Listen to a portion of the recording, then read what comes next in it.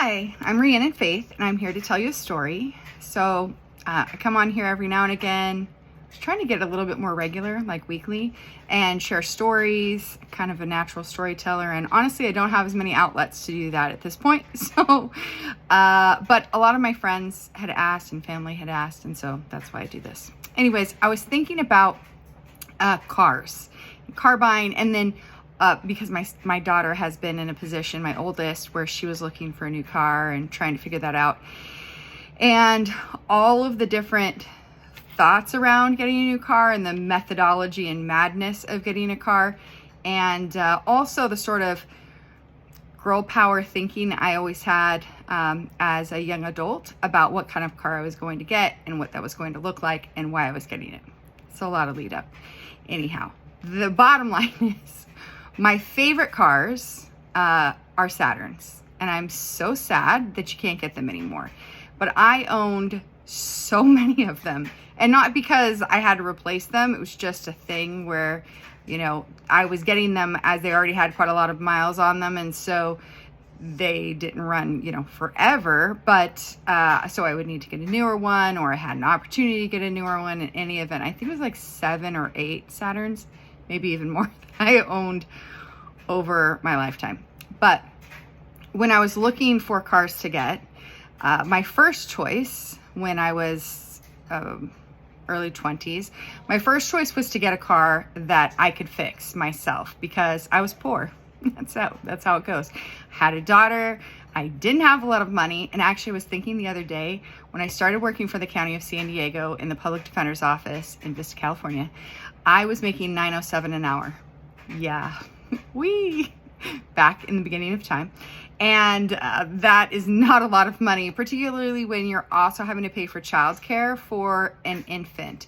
Now, luckily, I had tons of friends and family that helped out when Cheyenne was a baby, but I went back to work and started with the County of San Diego when she was 5 weeks old because I had a child and I needed to provide for her, and so that's what you do. Anyhow, I was looking for cars and trying to figure out what I was going to get, and so I wanted to pick a car that I could take care of. And so her dad helped me to buy a car, and I bought a Mercury. What kind of Mercury escapes me at the moment? But it was kind of fun because my very first car was a 1964 Mercury Comet. 1961 Mercury Comet, I'm sorry, I had a 64 Thunderbird, but 61 Mercury Comet, and it was the coolest.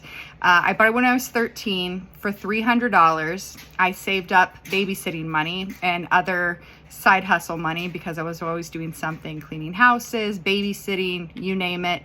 If I could get paid for it and work hard doing it, I was probably doing it. Any money-making opportunity was like, okay, yeah, hard labor, I'm all in.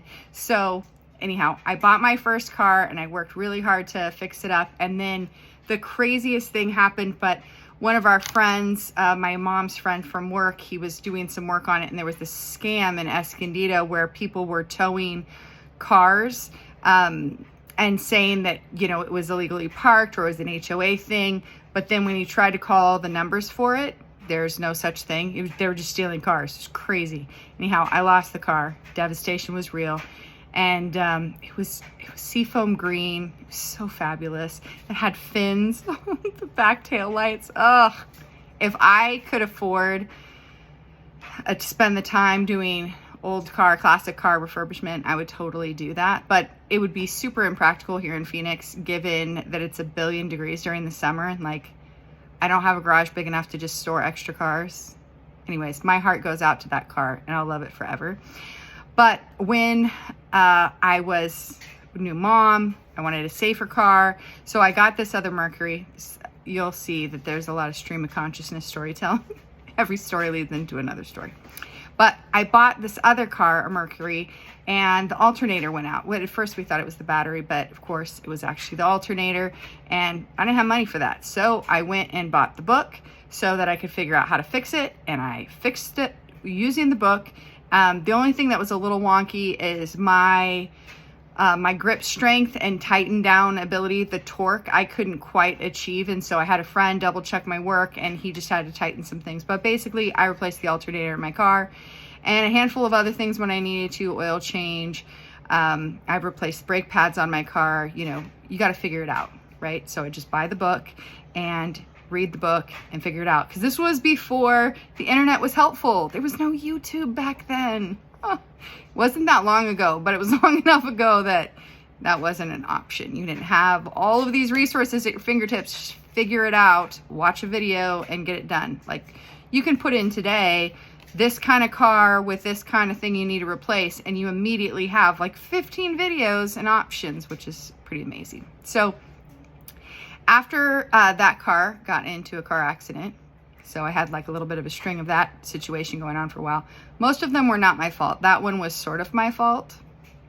Person stopped short in front of me, and it was a wet, rainy road, and I just could not stop entirely before hitting them. And because it wasn't a very expensive car, when I hit it, I totaled it. Yay. So the like $500 of damage was too much to replace or fix the car. So I took that money and bought my first Saturn. And when I bought the Saturn, my whole line of thought, it was actually kind of complicated. So I wanted a car that I could afford, duh. So I wanted to be able to afford it, not just the car itself or the payment for the car, but the gas. It had to be really fuel efficient. I wanted car tires, not truck tires. I really, really wanted a Toyota Tacoma 4-door, you know, crew cab with a longer bed, but I couldn't afford truck tires in a single paycheck. Like, I wouldn't have margin for that, so then I couldn't have that car. That was part of my thinking. I needed to have a good safety rating, and then I needed to be able to push it. This was like a qualifier for me.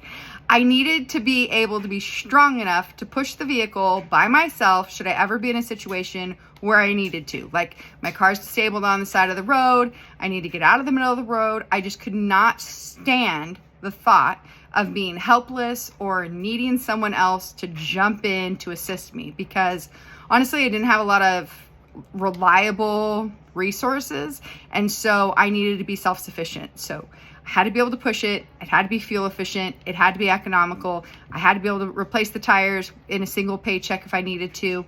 I needed it to be good for insurance, so a higher safety rating, and I needed it to be insanely safe because my daughter was going to be in the car. So those were all of my various criteria.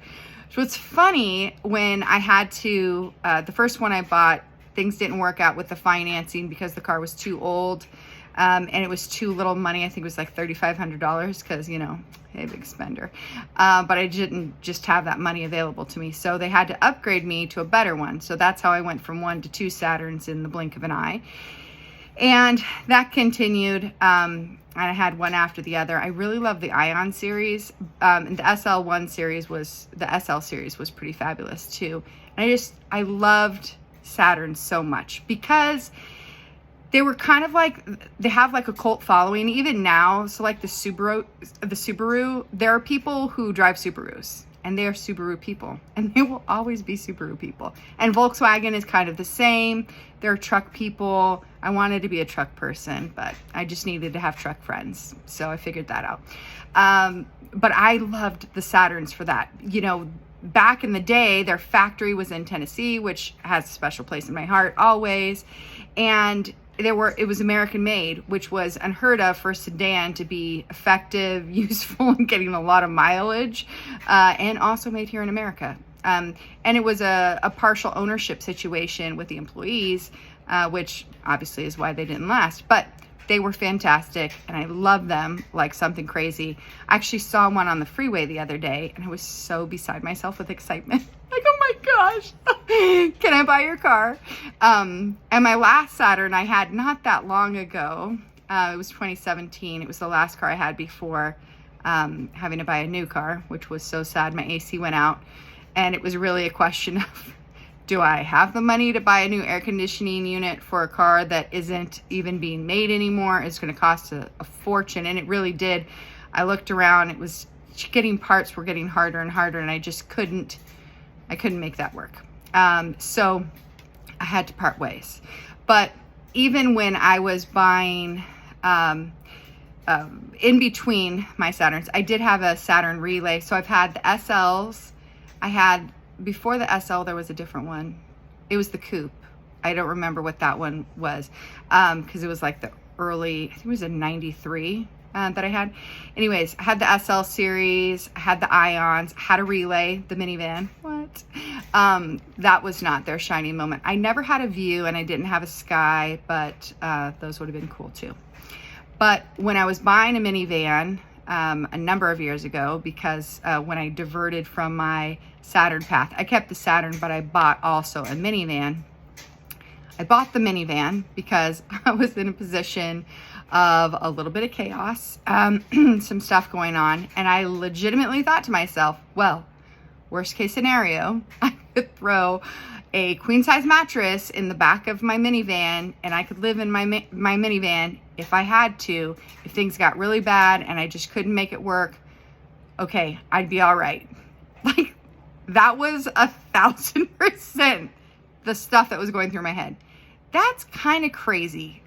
I mean, really, like, now it's kind of in vogue, you know, van life. You can go out and buy a van, you convert it, you plan to live in it. I was looking for a backup plan, like, just in case the whole world comes to a screeching halt and I need a true backup plan. I'll have a minivan and then I can survive. So stupid. Anyhow, so I was thinking about all those things, my car criteria, and I was talking to my husband about it and my, basic neurotic thought processes around things, which included, again, my strange strategy for car purchases, and using that with my daughter in our conversations about what kind of car she was going to get and what she was thinking and making recommendations. And it was just so funny because there were times where, actually, when I bought my Chrysler minivan, this was wild. So in case I haven't made this abundantly clear, there have been so many times in my life where I really just was broke. Like, so broke. This might have been the best. So I needed a bigger car for the kids. I've got 3 of them, and I never wanted to be in a position where I couldn't take someone else if they needed. So if my oldest needed a friend to get a ride home, I didn't want to tell her friend, well, good luck, hope you can find a ride, because I can't fit anybody. And that's, again, a weird reason to additionally be looking for minivans, but I wanted to be able to help, because there were lots of times when I was a kid, I mean, lots of times, the majority of my childhood, we did not own a vehicle. I don't mean we only had one vehicle and we made it work and or it wasn't available or it wasn't reliable. I mean, we legitimately did not have a car. So we walked all over the place. When I was in elementary school, we walked everywhere. From kindergarten through, I think my parents bought a Hyundai Elantra. Yeah, it was super snazzy. Oh, I'm sorry. It was an Excel, a Hyundai Excel. I was in 5th grade, I guess it was 5th grade. And it was maroon and whatever, it functioned fine. But we'd used that. That was our car. And it had been years since we had a car. And we got that car and we used it for a number of years. And then it ended up, there was an oil change situation. The oil plug didn't get put back in. After an oil change, all of the oil dumped out. The car seized up. The car was dead. So that was special. So we were back to not having a car for a little while. And then we got another car. And then we didn't have a car. This was a real solid theme through my childhood. So very accustomed to walking places, totally savvy on public transportation, and infinitely grateful to be able to walk out into my garage, hop in a car when I want to, and go where I need to go. So gratitude in abundance. Haven't lost sight of that.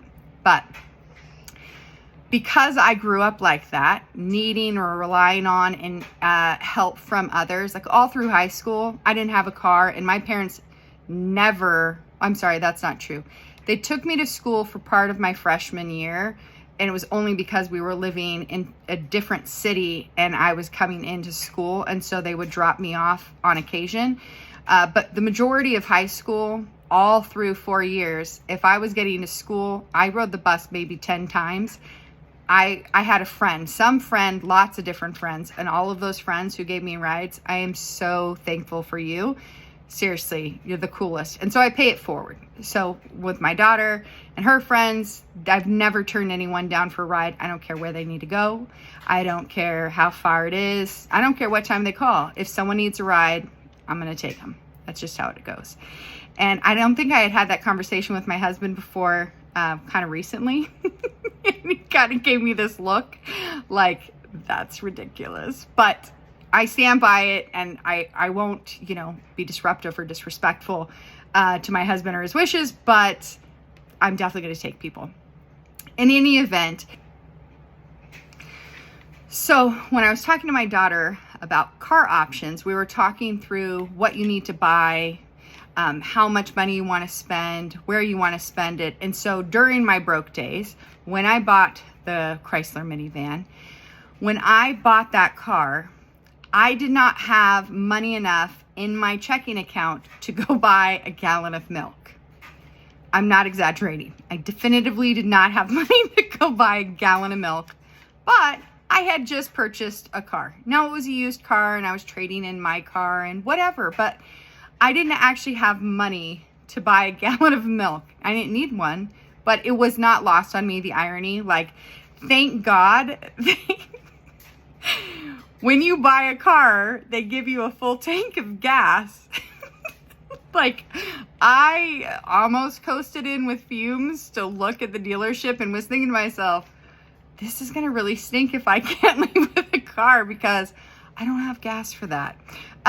So just so embarrassing and, well, humbling opportunities and reminders that, we don't all start off it's some forward motion. And there have been different times and trajectories of a little bit more or a little bit less. But that was a season of really trying financial burdens. So here I am buying a car and I can't get a gallon of milk, which at the time I think was like $2.50. Now it would make a little bit more sense. Gas and a gallon of gas or a gallon of milk, they practically cost the same amount at like nearly $5 a gallon. But during that time, that was where I was at. So as I was talking to my daughter about, what kind of car she's going to buy, how much she's going to spend on it, the conversation is so funny because back in the day, it was like you could get a loan for 36, 48, or 60 months. And you were aiming for it, of course, to be as little as possible because you wanted to keep the car after your payments. And now everywhere it's so stupid expensive, but people have a target of like not wanting to spend $1 billion a month on a car, an unsustainable monthly payment. So the payment lengths are 72 months is kind of standard these days.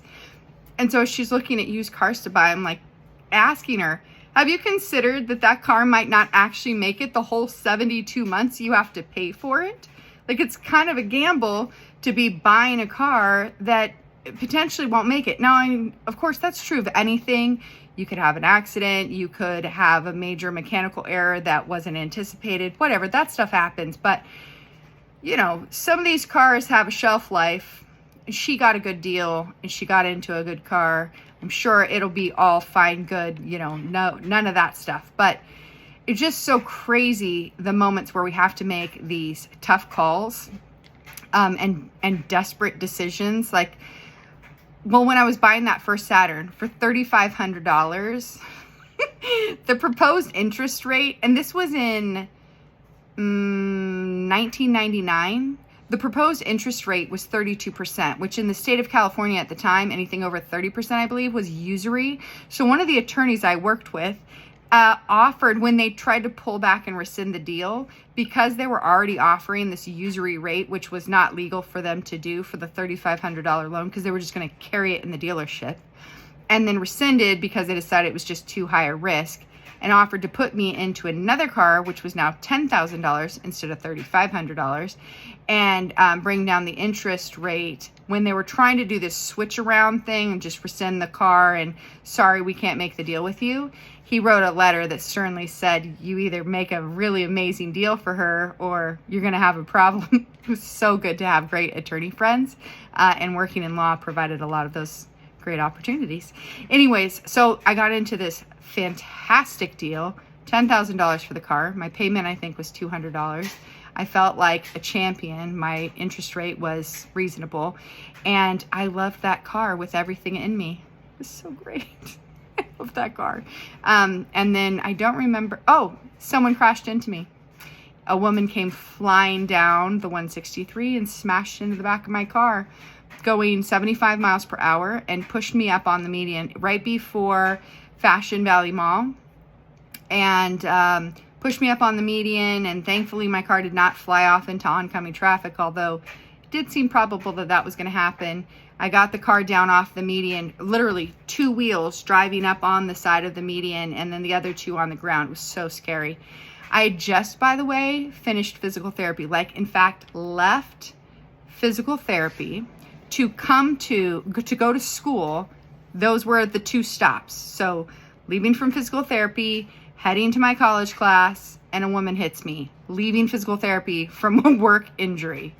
What garbage. And I just sat there and kind of wept, because like that was such a long process of physical therapy, and I was finally feeling pretty good. That was my graduation of physical therapy, and now back to square one.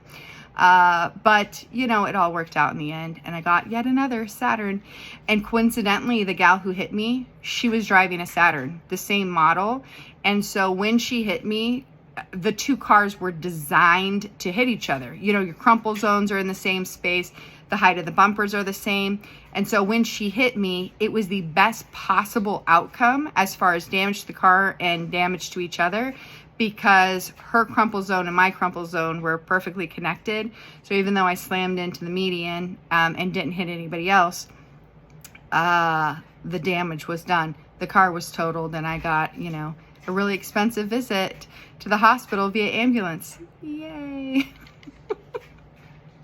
So thankfully I've been in a stable car space for a while now, and more grown up me, adulting level, I don't know, I lost track, is better able to navigate those things. I can buy a gallon of milk and purchase a car if I need to. What? It feels so opulent. Anyhow, I'm sure you've had car adventures too. These were just a couple of mine. I thought it was kind of fun, especially since she was just in this spot. But it is so stressful, and I got to be honest, it's like one of my least favorite things to do, because I want to be really competitive and sporting with it, and get a great deal like everybody. And I also don't want to deal with any sort of hassle whatsoever. So, you know, those 2 things are in direct conflict with one another. So hopefully, please God, I don't have to purchase any additional cars for a good long while, because that would delight me at the highest possible level. And I can avoid this for myself. But watching her go through it just reminded me how stressful and also kind of funny it is to be in a position to be worrying about silly things, which aren't exactly silly. They were necessities. Sad that they were necessities, but just the same. How do you work it out? How do you make it happen to take care of all of the different responsibilities and obligations that are in front of us? So just silly stuff today. I hope you enjoyed the stories, because let's be honest, there were a few of them. And you'll come back again and I'll tell you another story. Bye.